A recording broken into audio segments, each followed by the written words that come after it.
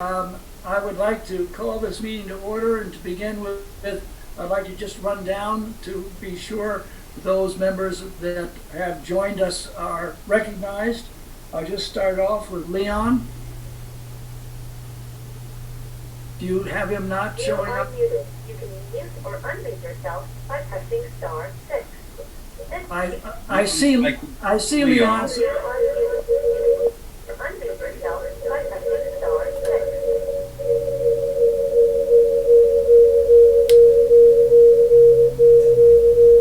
Leon? Yes. Okay, you're here. Thanks, Leon.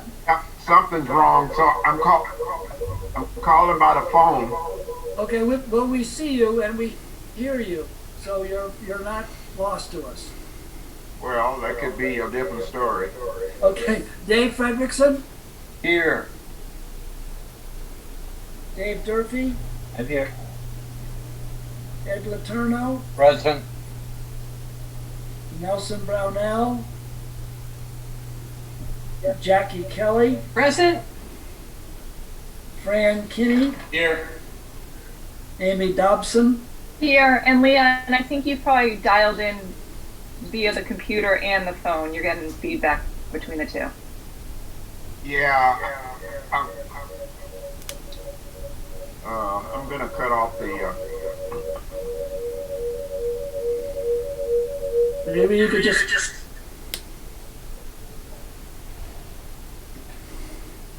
Carrie Bond, Here. Ron Higgins. Very good. As far as I see, we are missing two people, Nelson Brownell and Ron Higgins. Other than that, everybody is here. So we have a quorum. To begin the meeting, I would like to ask for an addition to the agenda, a report on the Charter Committee. It will be a very brief report given by Carrie. Do I have a motion to add that item to the agenda after public comments? Seconded. All in favor signify by saying aye. Aye. Aye. Aye. Opposed or abstentions? Very good. All right, we can start. The purpose for this meeting is to inform the board as well as the public as to some of the things that we are, or the administration is doing, why they're doing it, and what we look for in terms of the future getting kids back to school.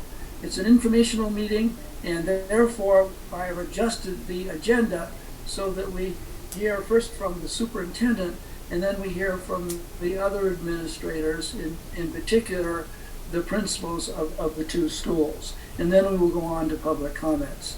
So I'd like to open the participation part of this meeting with the superintendent's report. Jim? Good evening, everyone. When I spoke to Tim earlier this month when we were thinking about having this meeting, because just to remind you, traditionally you don't always meet in February because of how many meetings you have in December and January for the budget. When your budget is set, and then you're going to reorganize next month. Some of you may not be here, so in the past you haven't always had a February meeting. So it's a little bit different. But what Tim said to me is some of you had approached him with the question of, when are we going to be returning all students to school? When are we going to have students 5 days a week in school, or at least 100% of the students there for 4 days a week, because Wednesday remains asynchronous. So in simplest way I can tell you, as long as Vermont is still operating under a state of emergency, the most we will have in school, that will be in school, is 4 days a week. The memorandum of understanding that we have with the teachers union and the support staff union is Wednesday is an asynchronous day. It does not appear in the agreement, but it was part of the discussions on how we can make everything work. And I have a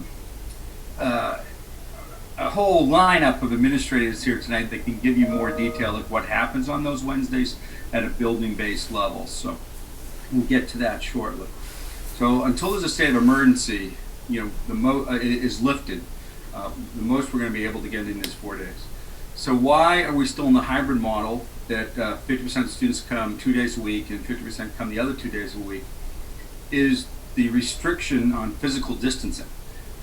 We cannot, we have to keep everyone 6 feet apart, physically distant, and we also have restrictions on capacity of our school buses. So we cannot get everyone who would like to ride a bus to school. And then if they could find other means of transportation, we would still be the struggle with keeping everyone 6 feet apart. It is 3 feet for the element up to grade 6 right now. That is the physical distancing requirement for grade 6 and under, but for middle school and high school, it is 6 feet, and that's a bigger challenge for us in our classrooms. It limits the capacity of who we can fit in there. So and we also, as you should be aware, we do have some students who are coming in 4 days a week, but we can tell you how that happens and why that happens. So that is really where we are. When do I think that I'm going to call on some other administrators who are going to touch a little bit more on what I have said to you. So as far as the guidance of when the physical distancing may change from 3 to 6, I'm going to ask our COVID-19 coordinator. She is also your MAU school nurse at Mount Anthony Union Middle School, and I just can't compliment her enough for the work that she's been doing for us. But Ashley, if you could just tell the board what happens on Wednesdays in your world. Hi. So Wednesdays are asynchronous day. All the district nurses meet every Wednesday to touch base on updated guidance that we're given. We review cases that have come up, and we just meet as a team every Wednesday. And then the rest of our Wednesdays are spent facilitating our 504 meetings, IEP meetings, all the things that we can't accomplish during the school day because we have students and COVID cases coming up. So that's what our days look like. And is that the day that you get updates from the Vermont Department of Health on when guidance may change? Yeah, so Wednesdays, generally the Vermont, they're called VCHIP. It's they meet and they discuss what is going to happen in the state. It's the Vermont Child Health Improvement Program, and so they meet. It's a group of pediatricians and infectious disease doctors, and they meet and they go over concerns that are coming up and talk about if there's any changes that can be made to any plans. Thank you, Ashley. And that could happen. Why I wanted the board to hear that is we could get different guidance this Wednesday or from 2 Wednesdays from now. We anticipate at some point the state is going to change the physical distancing guidance for middle school and high school, but we're just be guessing when that's going to happen. Right. So I'd like, there are principal reports in the agenda, but I'm going to call on principals as part of this report because I think it'll be clarity, and then they can speak a little bit more specifically. They're building on their report, if you don't mind.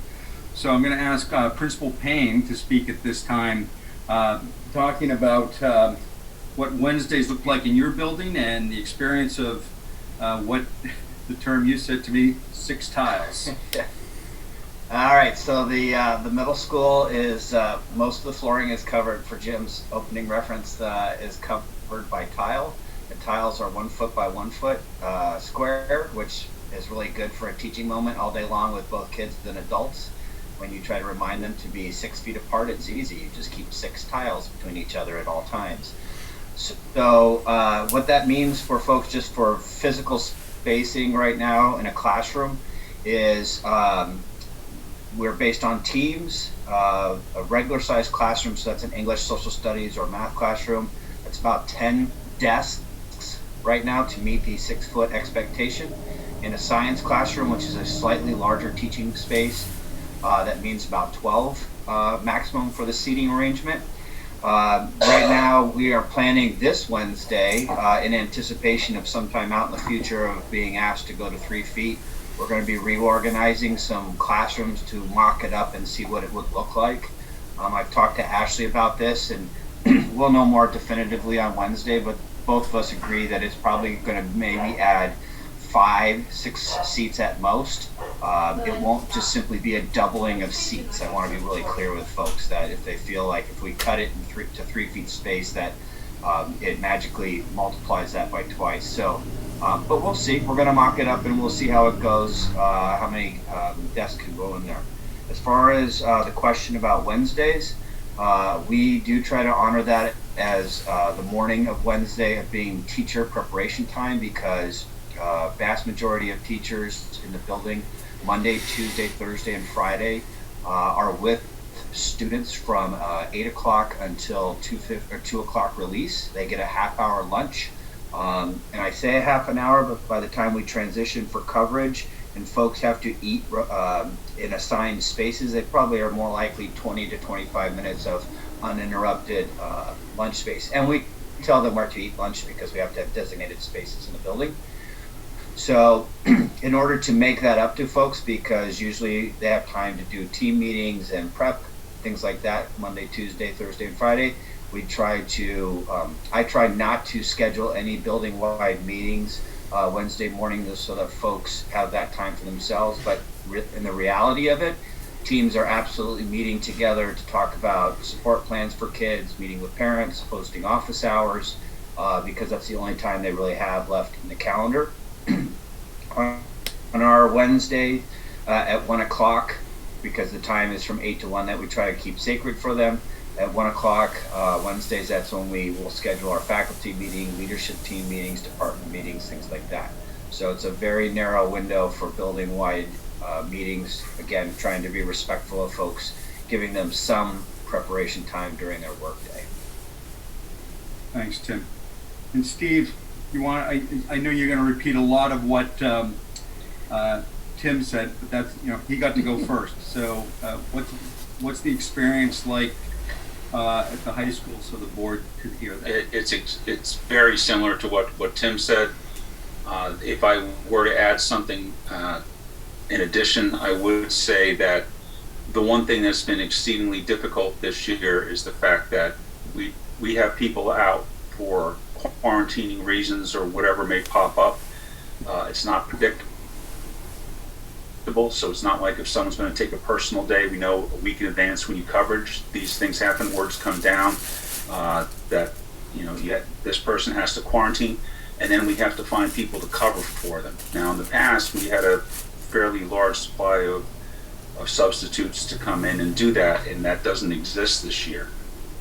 So we have been very, very lucky that our teachers have gone above and beyond and are covering for fellow teachers when they are out. Like Tim says, they are booked basically for the whole day, and they're covering for each other on lunch breaks. So it doesn't give them much extra time to do all the behind the scenes work that is needed to be done to make a class work efficiently. And a lot of that work is done on Wednesdays.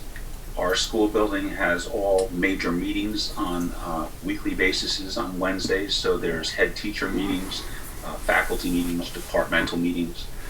There are office hour schedules for students, parent contact time.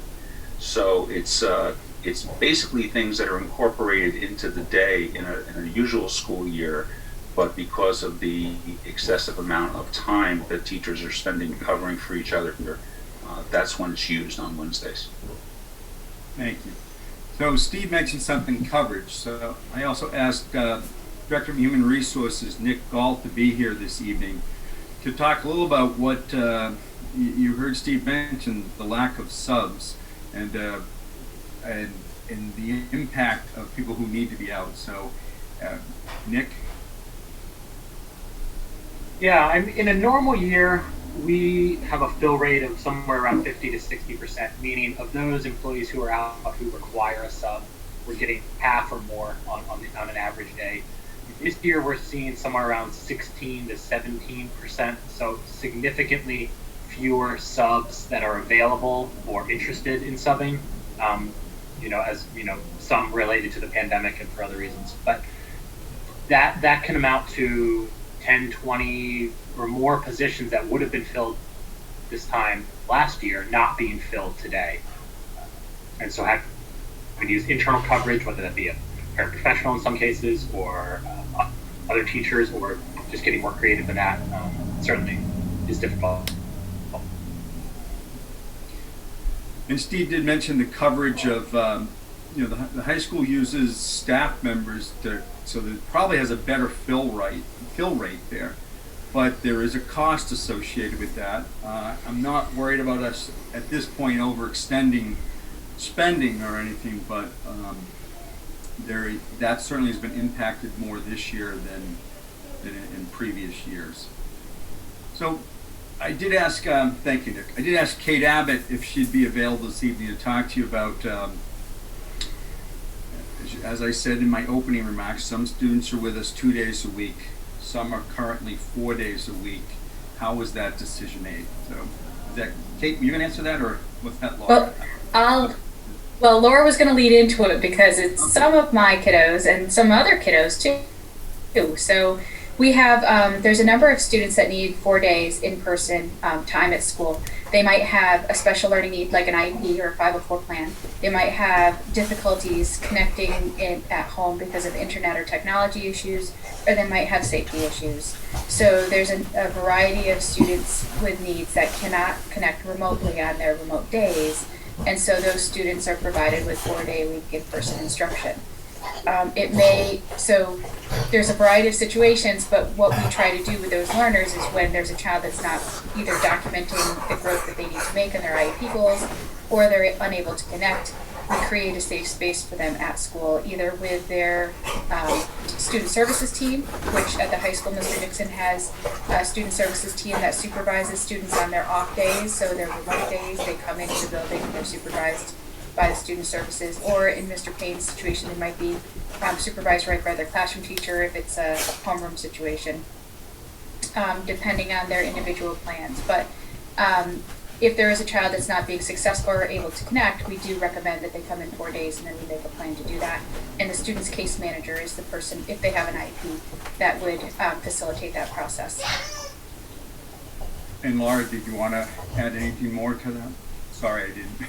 No, that was perfect, Kate. I would have said that was a great, that's exactly the process. The two little pieces I would add is that it's we follow the educational support team process. It could be a 504 process or an IEP process to determine that. And then we always go back to our COVID-19 coordinator and our nurse, because you can't do one without the other.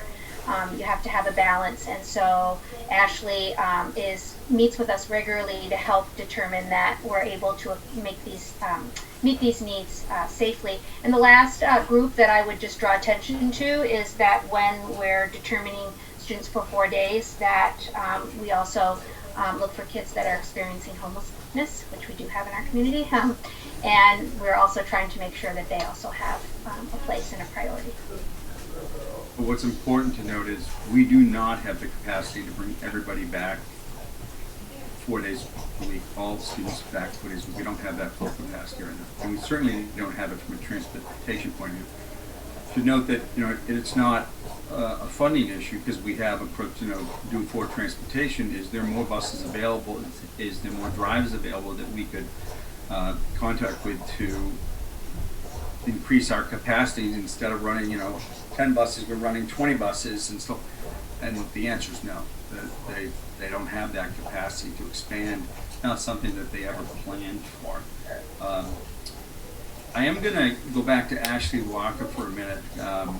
Something that does impact us, it's been like weekly, daily at this point, that we meet with the Department of Health, our COVID response team that is led by Ashley. And many of the people on this meeting, including myself, take part in these. So it's when we get a positive case, and the tracing that goes through that, and then how that impacts. So Ashley's well versed at protecting privacy, but giving you an overview of what happened. We were on a lengthy Zoom meeting yesterday morning with the Vermont Department of Health, and again on Saturday. Neither one of them was an MAU school, but MAU schools have been down this path. So, Ashley, could you take this opportunity to outline to the board just the process that usually takes place when we get this report? Sure. So usually we end up hearing about a positive case from the positive person. Either if it's an adult, we hear from them. If they're an employee, or if it's a student, we hear it from their family before we usually hear it from the Department of Health, because families are really good at communicating with us.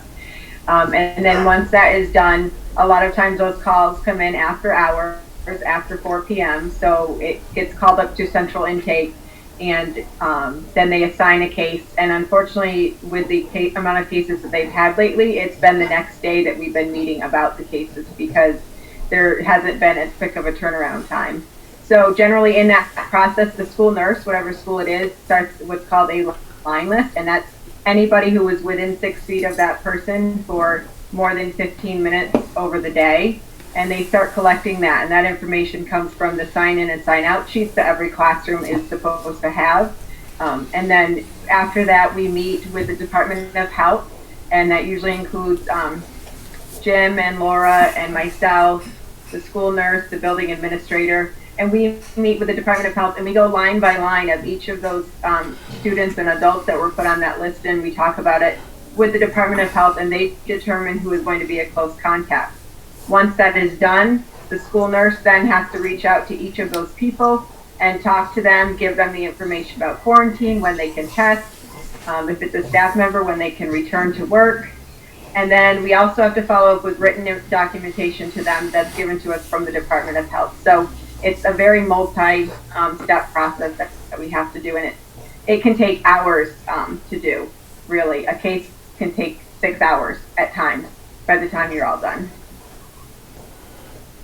Thank you, Ashley, and I want to thank you publicly for how many times a week we are meeting on these issues and with the run-up. And you should know, as a board, the Vermont Department of Health has been extremely complimented. They want me to know how well that our staff has been responding to these, how prepared we are, how that they have seating charts for where students have been eating their lunch, that the line chart's already done by the time we meet with the Vermont Department of Health, which saves a lot of time and confusion, and makes sure that then we're only requiring people to quarantine who really need to, and it's not, the wide case. Now, sometimes we've had to shut down complete school, and that's usually because of how many staff have to quarantine, and we may not have enough to open the staff and open the building. So I'm going to pause at this time, Tim. I think I've covered everything that I want to say. I don't know if you want to open it up to questions from the board. I would, yes. I'll entertain or questions now from the board for anybody. Are there any questions? Well, I'll start it off then with, this is a difficult one.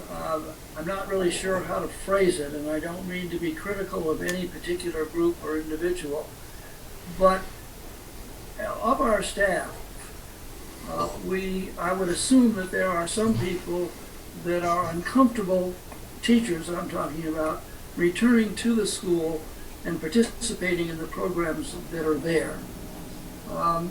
I certainly can understand any individual's concern about his or her health or the health of the family. And I'm interested in how the administrators handle situations that pertain to that.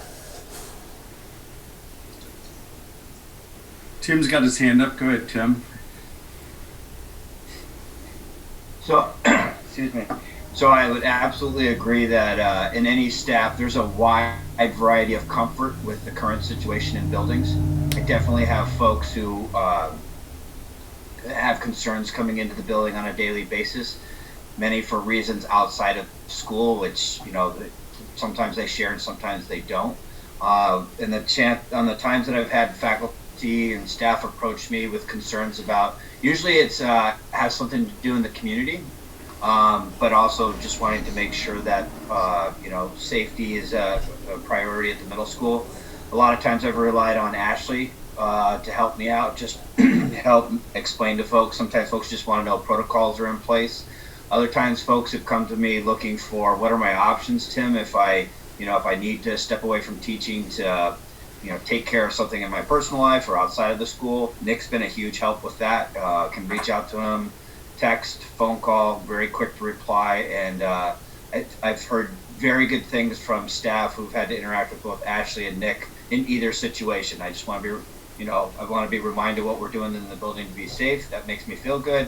or I need to talk to Nick because my own personal situation requires me to have some options, and Nick's been able to walk them through that. So it's been a very positive relationship with the two. And I benefit. Ashley's all of 20 feet down the office, so I see her frequently, and now she makes me run notes up and down to the front office. So it's a good relationship.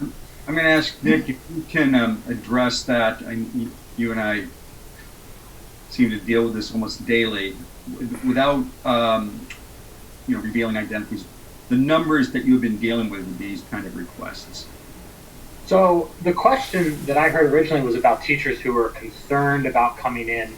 If we look at the number of staff members in general who are out of work or on some form of a leave of absence, not due to directly to COVID related, meaning they're sick themselves, they've been in direct contact, they have a child at home as school is closed. The number of staff who have asked for leave of absences or who aren't working now is incredibly small given our size. So if we look at those who are concerned from a safety perspective and have chosen to pursue a leave of absence, we're talking a very, very, very small number of staff members. So we've had to deal with it, and we've managed and we've helped employees navigate that. But overall, it's been a very small number that have chosen to pursue that. In the monthly report survey that we have to do to the Agency of Education, which we just did last Friday, reveals January's numbers for how many staff are actually in the building, and it's a good number. So if you want, can you just address that briefly, Nick? Yeah, when I look at the numbers that we've reported to them, we only have one staff member who's working remotely on a full-time basis right now, and that's due to some very specific circumstances. And the number of staff, as I said before, that are out on a leave of absence, a long-term leave of absence unrelated to something else, FMLA or FFCRA, is only a handful. Thanks. Don't let me interrupt. Are there other questions that board members have for any of the administration? Dave Durfee has his hand up. Good evening, Dave.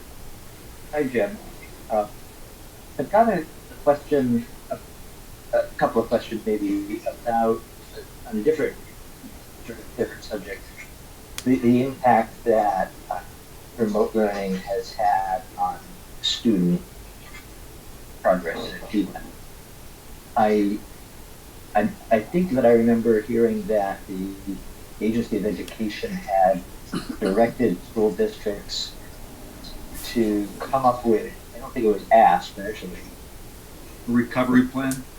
Yeah. So, yeah. And that may be something that requires a longer time period than we've got tonight. And if you think that it would be something to address at the next meeting. We're still waiting for the template from AOE. They told the superintendents last week that the template, they have a draft of it, but they don't want to share it until they're sure they have it right. So it's going to be a template that then we will have to submit on how we're going to help students recover.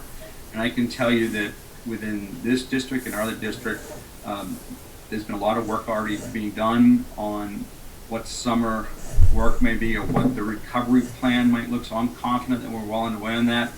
And actually, Laura and Melissa, do either one of you want to pipe in on what the recovery project looks like right now?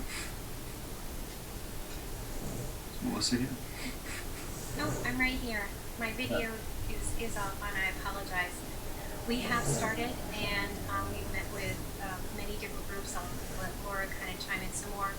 I am going to echo what Jim said in that we're waiting for that template to come from the AOE, and I would say to Mr. Durfee, we would love to come back when we can present something in its totality, but there are some great educators who are already starting the process of looking at the data and starting to plan it for recovery for all students. Dave, I would add that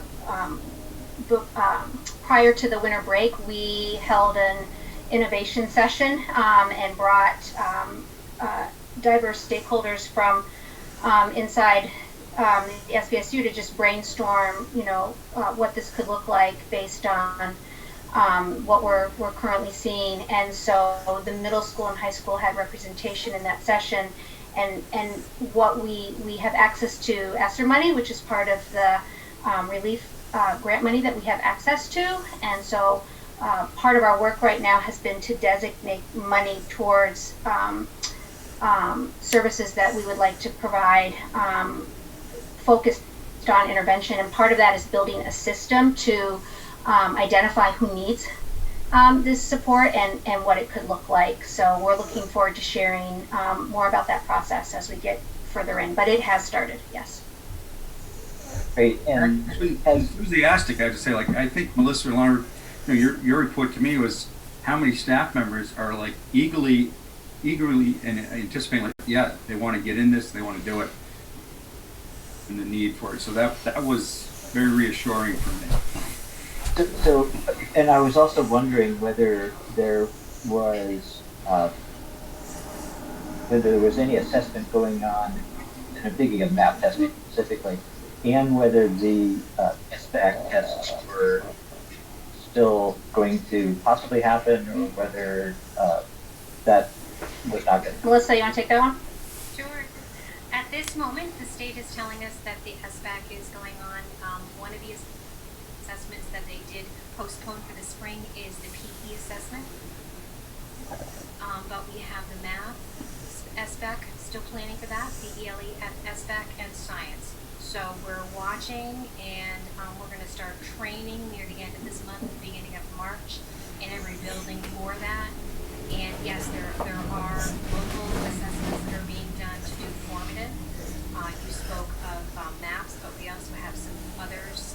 Fastbridge is another assessment that we use to drive instruction and next steps for intervention. Last week at the superintendent, we do a weekly meeting with Dan French, and he said the final decision has been made on the testing.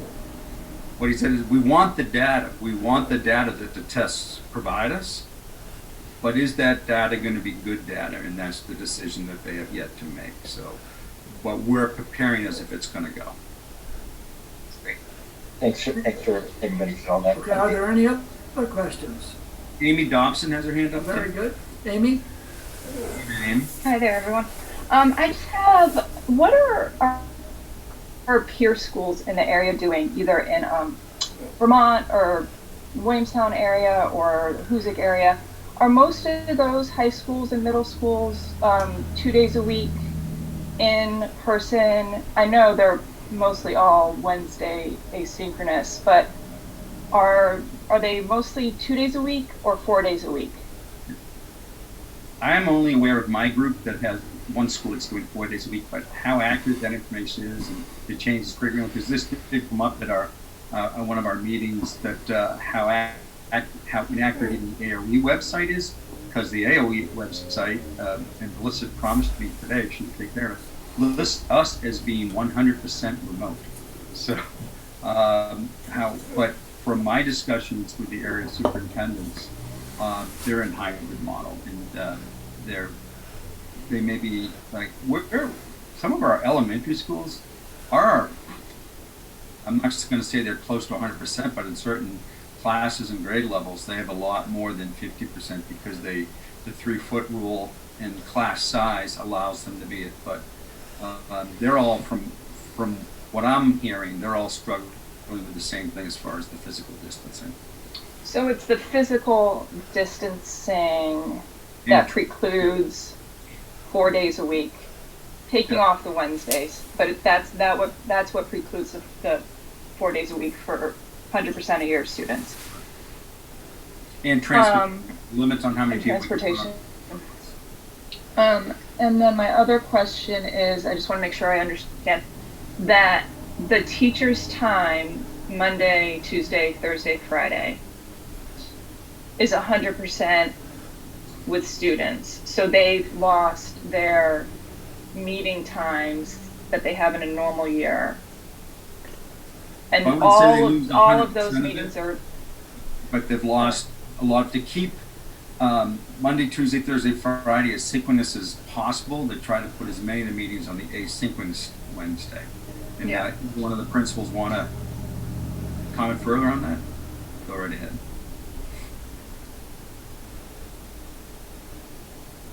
Okay, are there, Amy, would you have any more questions? I didn't know if Yeah, I didn't Tim know- asked if. I didn't. I didn't hear any response from them. Yeah, Amy, as far as we're concerned, again, like I said earlier, times that teachers would normally be free in a standard year, they don't have as much free time this year as they've had in the past due to the fact that cover for other teachers. So, and I think it's important to recognize when we say, you know, staff being present or not present in the building, we're not talking about people being out just because they may have COVID. It's we have teachers who have to quarantine because maybe they had a spouse who contacted with someone. Their children's schools may have closed down. So there's a myriad of reasons of why staff have to stay home, and that's not even touching base with the standard illness of having a cold or a headache or whatever the case may be. There's just a whole different layer of things that are added, and it makes it difficult because a lot of these things happen. We get a phone call and it says, you know, I've been told to quarantine, so that now you have a teacher gone for 10 days. Now you have to find someone to replace that with when you have no subs. So you have to do it within the building. And all of our teachers have graciously given up their own time to sub for their fellow teachers. So that's where a lot of the time is lost. Thank you. Thank you. Are there, Amy, did that finish you? Yeah, I'm set. Thank you. Okay. Any other questions? I don't. Jackie Kelly, I think, has her hand up. Okay. Yes, I do. First of all, I have one comment, I'm looking forward to the testing because I'd like to see what happens when kids are out for such a long time, out of the regular norm, and see what kind of an effect it has had on students. And I think that's very valuable data in case this happens again, and we can tweak what we've done before. The second thing I'd like to say is a question, and the question is, I've heard from some parents that even though the student is in school for those 2 days, the teacher's teaching like they're at home. In other words, they're sitting before the computer in their classroom and doing the same things that they've done at home. Is this true?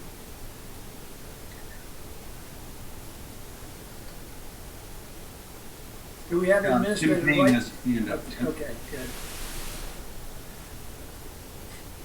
So I'll speak for the middle school. So I do want to remind parents in the community that when a student comes into a building, they go to a classroom and they stay in that classroom all day. At the middle school, we have 7 blocks. They're 30 minutes apiece. So in some teams, teachers are rotating around, and so a student will see 4 core subjects, math, English, social studies, and science. But they absolutely may be popping open their Chromebook to talk to an art teacher or participate in music or PE because that teacher's not physically in that space. That teacher's in another classroom connecting with students across pods. So it's absolutely a possibility that a student is popping open a computer during their day. But I want to be clear that because they're safe, for safety reasons, they're staying in the same pod all day long. And it's not physically possible to bring 7 teachers to that individual student in that space. Very good. Are there any other I questions? think, Leon, do you have your hand up or you just got a wave going on there? If not, we can move on then to public comments. I don't want to cut anybody off. Okay, we'll move on to public comments. I keep trying to talk. Oh, okay, sorry, Leon. I didn't realize I had I've got a dual message coming from you. Now no message. Can you hear us, Leon? Wait.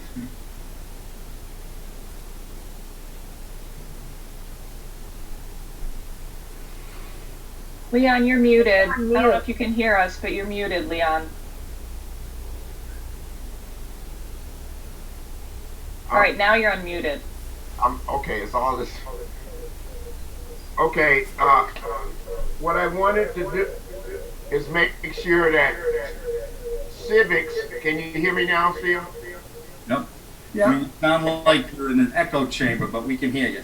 Right. I saw something that somebody was asking about civics being taught at the high school, and I didn't want that to get past the education committee to look into it if they already got it on their list. Well, I am actually, this is my last board meeting, so I will not be heading that up anymore, obviously.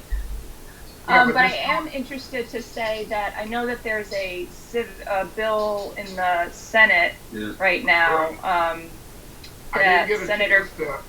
I didn't get a chance to finish, and what I'm saying, I'm sorry. You didn't have to provide an answer right now, but we wanted to make sure that these things didn't get lost and get on the agenda.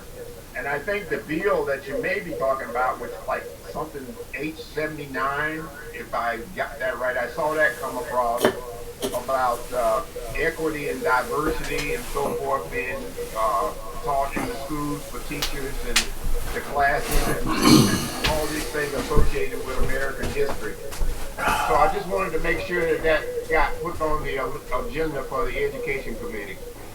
Very, very good. We will certainly, Amy, obviously we're gonna miss you, but when we establish a new education committee, we will certainly be sure, Leon, that those thoughts that you've expressed will be discussed. I think Sean Marie, well, I know Sean Marie has always been interested in having a half credit for civics, and we've never really moved on that as we probably should have. But thank you, Leon. Are there any other questions? I don't see board members' hands up. Okay, well then we'll move on to public comments. Jim, are you handling that? Or? I see Mary Garish has her hand up. Yes, thank you very much. First of all, I want to say I really appreciate all the information on the COVID protocols, and I'm wondering, just as a process question, because I know a lot of folks were looking forward to listening in on this, and I just found out about it at the very last minute. Do you know when this meeting was noticed and how? Mary, I don't know if you heard in the beginning what time you came in. The board, typically, the boards don't always meet in February because of how many budget meetings they have in December and February, and then Vacation Week is next week, so we tend not to do it. So I think we called this meeting Thursday or Friday of last week at the request of the chair and some of the board members. But otherwise, this board will not meet again until March 17th. I think Tim wanted to get something done earlier.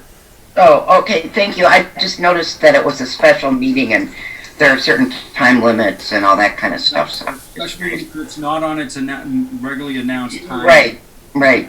On this day for a vacation, yeah. Right, correct. Okay, well, thanks for that information. Are there any other public public comments? I don't see anybody's hand up. Yeah, but if there is, public wants to talk, you could just shout out, 'cause I don't see hands. All right, I think you're good. If there are no, I'd like to move on then to a brief report on the Charter Committee. Carrie, are you there? Yep, I'm here. Thank you. Okay, hi everybody. So this is just a brief overview from Dave Durfee, and maybe, I don't know if he's willing to answer some questions if there are any questions about this, but this information is mostly coming from him. So thanks to Dave, we now have a draft of a bill that would allow Vermont school boards that are non-incorporated and without a charter to add a recall provision to their articles of agreement. And I'll just go through the bullet points that he provided. First of all, it would be at the request of the board or 5% of registered voters, and then the district would vote to change its articles for this purpose. There would be a public meeting 30 days prior to the meeting, and I'm assuming, Dave, that means our regular meeting. Can you clarify that point? No, I think actually that means 30 days prior to the vote. If there, okay. Yeah.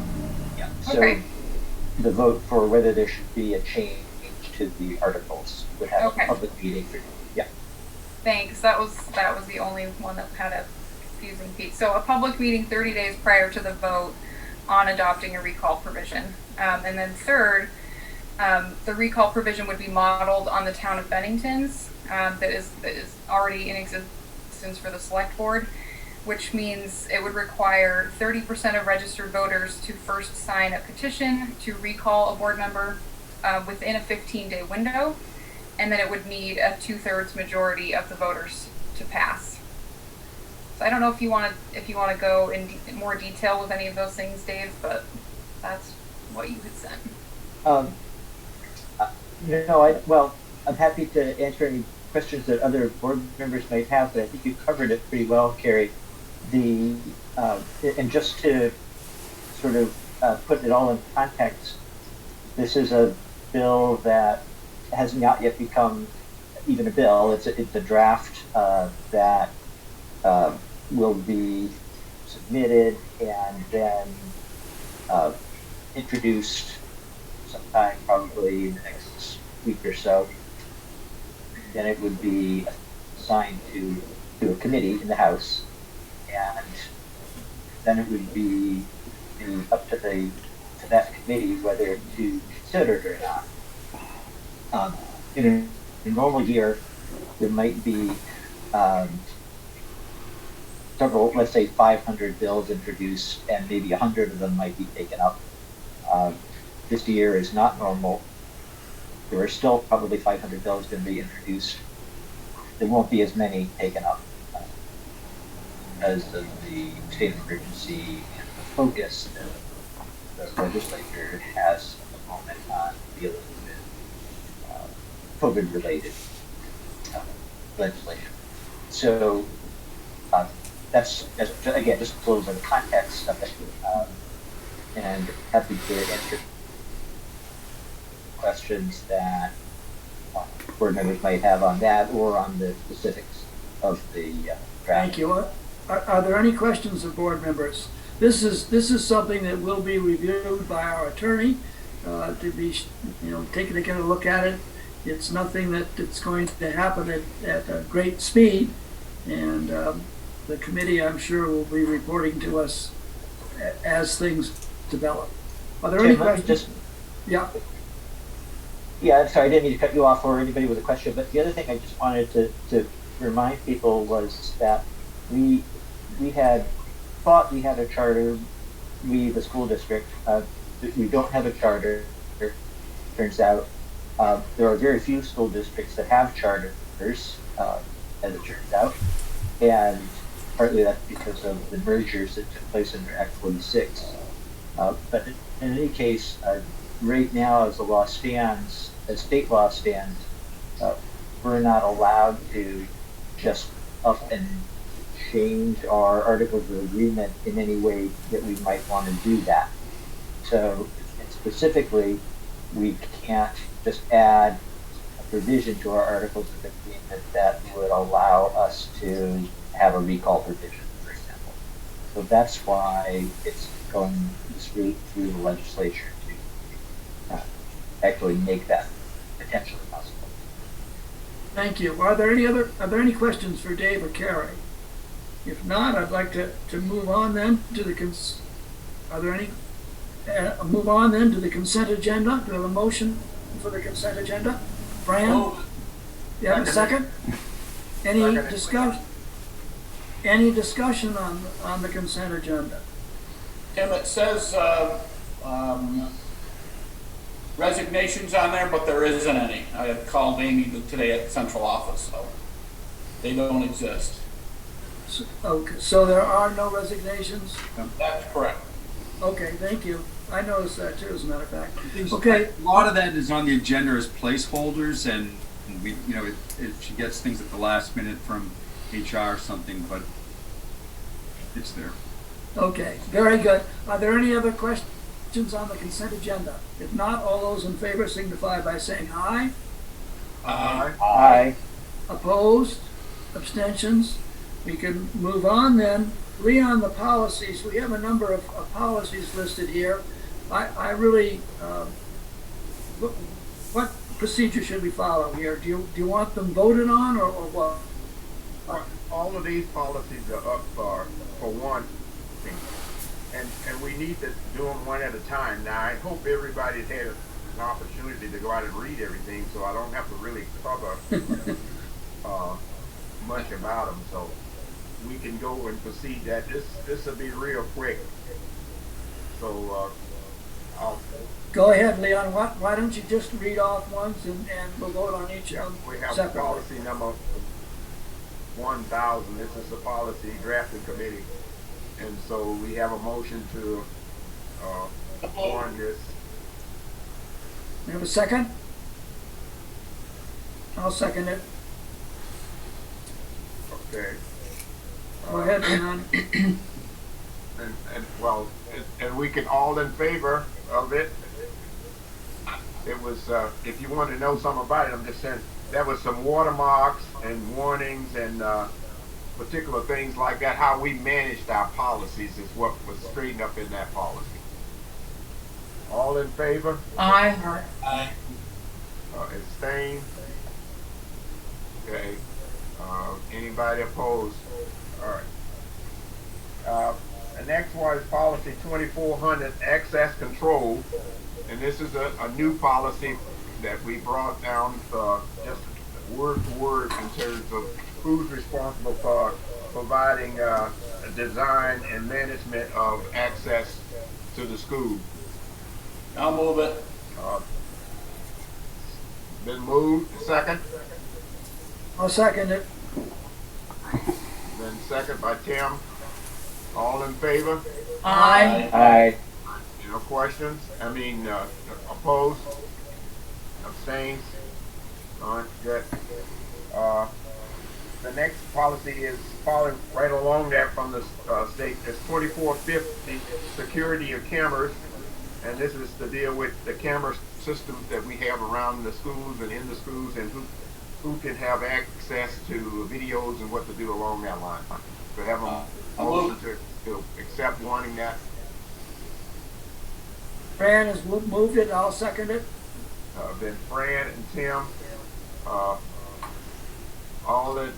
any discussion? Okay, if not, all in favor? Aye. Aye. Aye. Anybody opposed? Abstains?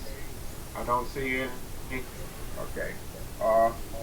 We have policy 4327, which is family medical leave, and it was just one word that was needed to be changed in there from a may to a shall, and that was significant enough that it came back. So I'll move it. can I have a motion to warn that? Second it. Who was the Fran Fran and Tim? Okay, any discussion? If not, all in favor? Ayes? Aye. Aye. Opposed? Okay, none? Anybody abstaining? Okay, good, thank you. The next policy is 5009, which is Title I, compensatory policy, and this has to do with making sure that service is equally divided up throughout the district and managed properly. So we have a motion. I'll Fran second. and I'll Tim. second it again, right? Okay, any discussion? All in favor of that motion for warning? Aye. Aye. Opposed? None, and anybody abstaining? Okay, thank you. This is policy 5010, compensatory education, parents' involvement, and this has to do with making sure that we document the level in terms of which we try to have parents involved in our education throughout the system. So So moved. okay, motion for that. Fran and Tim, Sure, second. all in favor?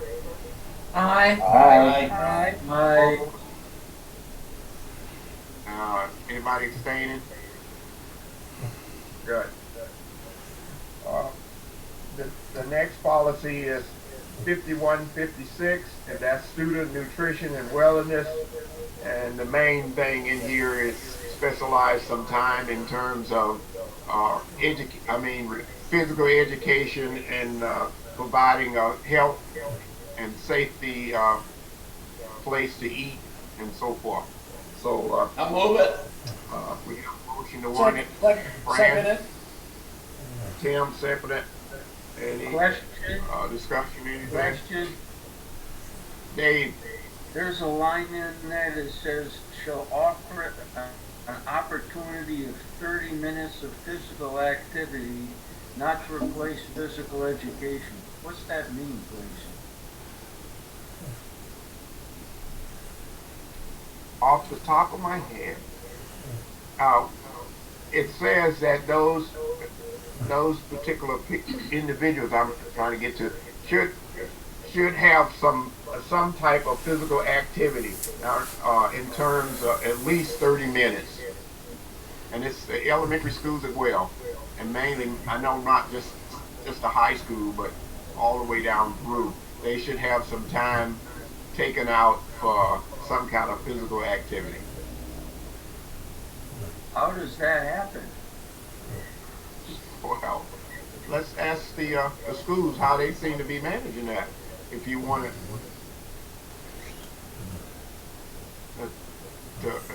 to ask that question along that line, does anybody care to see how it's managed in the schools right now? Or you Or as a resident physical education, I can touch upon it. Yeah, I don't know what you've never let me forget it, so. movement links learning. It's good for the brain. It's really good for the brain. And so that's part of so Dave, it's actually exciting. It's part of the Vermont Educational Quality Standards. So that language comes right from, that's what the expectation is, and that's what we're working towards. And it means that you should have a designated physical education class where you're provided with instruction linked to the physical education standards. But on top of that, we should, because of everything we know about how important health and wellness is, we should be working towards other opportunity as well for kids, and it looks different at every grade span. So at the elementary level, that could be easily accomplished through recess. As you move older and up into the grades, brain breaks, standing up next to your desk. I think Mr. Payne is still here. He could touch upon, I've seen that happen at the middle school. It's just, you've done some good direct instruction, and then you stand up and you might put the papers that need to be picked up for the activity you're going to do on the other side of the room. And we're in COVID, so everything I'm saying is when we're not necessarily in COVID, but just opportunities for walking and moving, because what we know from research now is that movement links learning. And so we were pleased to see that Vermont was acknowledging how important it is. Right. Thanks, Lori. That was a good synopsis of that section. So, It's your passion, Leo. any other questions? All in favor? Aye. Aye. Any opposed? Any abstentions? The ayes have it. Thank you. We have one last policy 5405, behavior intervention. And this particular policy deals with it deleted the annual review and provided an opportunity for training and reviewing the proper protocol for handling de-escalation and so forth within the school systems with students. So that's basically what's in there. Could I have a motion to warn this? I move it. Second it. Fran, Tim, any discussion? Hearing none or seeing none, all in favor, say aye. Aye. Anyone opposed? And anyone abstaining? No. All right. Well, thank you. That concludes what we had bring forth for the policies right now. Thank you very much, Leon. Are there any other issues that should be brought before this board? If not, I would entertain a motion to adjourn. Seconded. Yep. Yeah. All those in favor signify by saying aye. Aye. Aye. Opposed or abstentions? Very good. We thank you all. Stay safe and stay well.